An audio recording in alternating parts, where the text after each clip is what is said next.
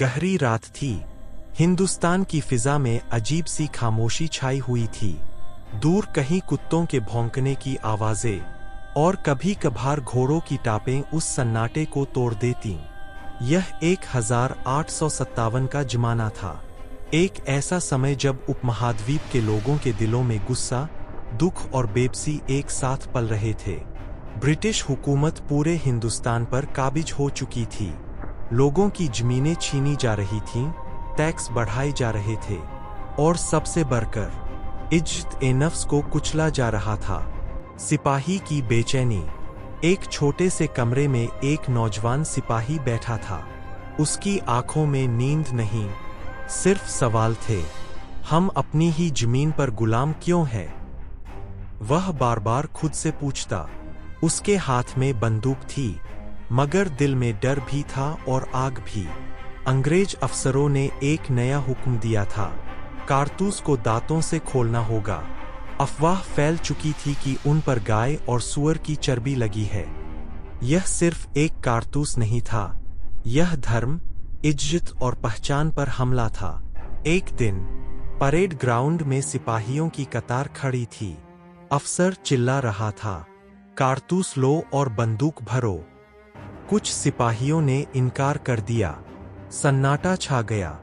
यह इनकार छोटा था, मगर इतिहास की सबसे बड़ी चिंगारी बनने वाला था।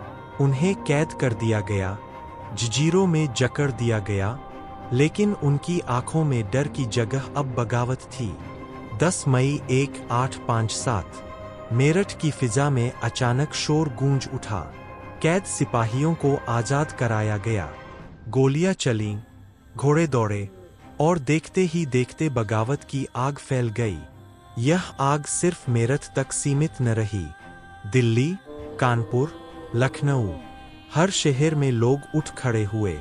बूढ़े, जवान, औरतें, सबके दिलों में एक ही आवाज थी, आजादी।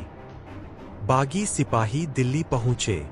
लाल किले के दरवाजे पर दस्तक दी गई।